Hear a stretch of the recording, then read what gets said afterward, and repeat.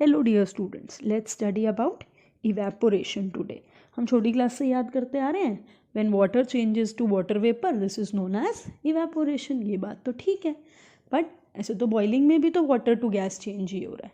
फिर बॉइलिंग और इवेपोरेशन में क्या फ़र्क हुआ? इम्पॉर्टेंट बात ये है कि इवेपोरेशन के लिए हमें पानी को 100 डिग्री सेल्सियस तक गर्म करने की ज़रूरत नहीं होती। आप देखते हैं ना, अपने कपड़े सुखाए, सूखने डाले तार पर, वो पानी सारा गायब हो जाता है, कपड़े सूख जाते हैं। आपने अगर आपसे पानी गिर गया ज़मीन पर, थोड़ी देर बाद वो अपने आप सूख जाता है। हमने तो उसे 100 डिग्री सेल्सियस तक गर्म नहीं किया ना वेपर बनाने के लिए। तो ऐसा चेंज जब लिक्विड टू गैस चेंज हो रहा है at any temperature below the boiling point, तो इसको हम कहते हैं इवेपोरेशन। इवेपोरेशन होती क्यों है?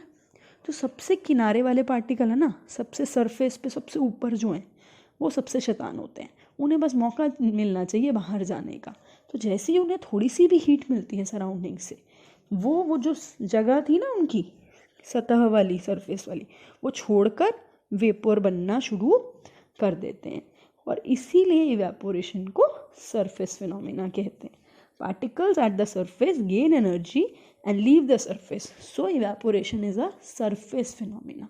सतह पर, सरफेस पर होता है। अब कैसे कब इवेपोरेशन फास्ट होगी, कब स्लो होगी, वो कैसे पता चलेगा? इसके लिए कुछ एग्जांपल्स देखते हैं। अब देखिए, चारों केसेस में 4 फैक्टर्स हैं, चारों केसेस में तार पर कपड़े सूख रहे हैं। फर्स्ट केस देखते हैं, सरफेस एरिया। अभी सरफेस फिनोमिना है, तो सरफेस एरिया जितना ज़्यादा होगा, रेट ऑफ इवेपोरेशन उतना ज़्यादा होगा। देखिए, कपड़े फैला के सुखाएं और कपड़े सिकोड़ के सुखाएं, तो फैलाए हुए वाले जल्दी सूख जाएंगे क्योंकि उसमें सारी जगह से पानी उड़ रहा है। और जो ये मोड़ा हुआ है कपड़ा, उसके पार्टिकल्स को बाहर निकलने में मेहनत लगेगी, तो उसमें इवेपोरेशन थोड़ी स्लो होगी।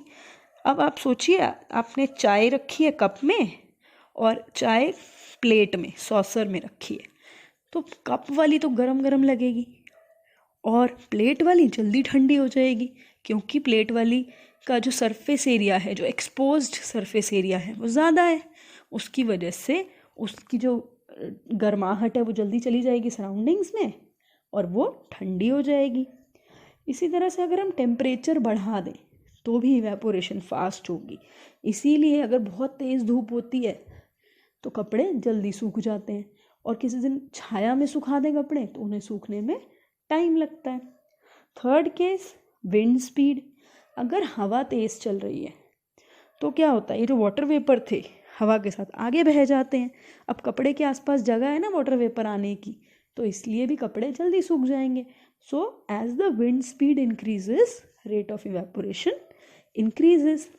फोर्थ केस ज़रा ध्यान से देखना है आपको, ह्यूमिडिटी। ह्यूमिडिटी होती है नमी, हवा में नमी।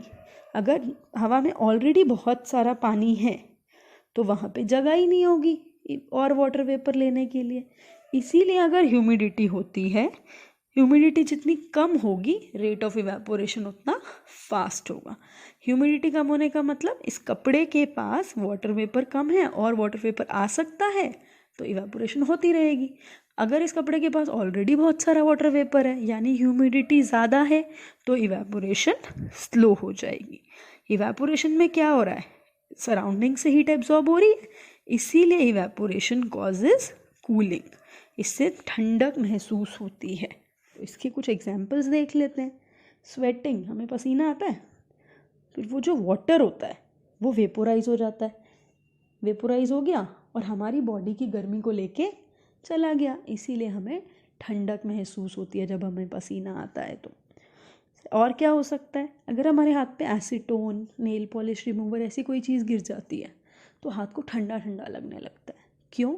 इनके बॉइलिंग पॉइंट कम होते हैं, ये हमारे हाथ की गर्मी ले लेते हैं और खुद वेपोराइज होके गायब हो जाते हैं और हमारे हाथ को लगने लगती है ठंडक। So evaporation is again causing cooling.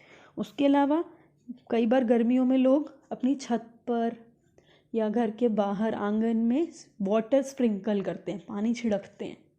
उससे क्या होता है, वो पानी जो अर्थ की, छत की जो गर्मी है उसको एब्जॉर्ब करता है लेटेंट हीट की तरह और खुद वेपोराइज हो जाता है। अब जो एब्जॉर्ब कर ली गर्मी, तो हमारी जो छत है या हमारे जो घर के आंगन की जो जगह है वहाँ पे हमें ठंडक महसूस होने लगती है।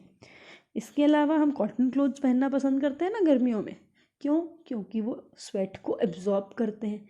स्वेट चला गया कपड़े में, कपड़े से वो हो गया वेपोराइज और हमारी बॉडी को लगेगी ठंडक और गर्मी नहीं लगेगी।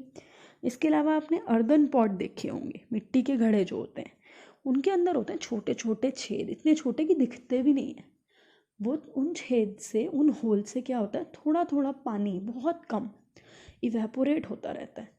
और जब वो गर्मी लेके चला जाएगा तो अंदर का पानी कैसा हो जाएगा? ठंडा। इसलिए मटके का पानी ठंडा हो जाता है।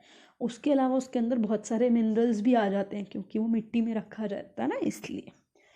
अच्छा, अगर हम आइस कोल्ड वाटर, बिल्कुल ठंडा पानी ग्लास में डाल दें तो क्या होता है? हमें उसके बाहर बूंदें दिखाई देने लगती हैं। ग्लास के बाहर बूंदें हम तो लाए नहीं, कहाँ से आ गई वो?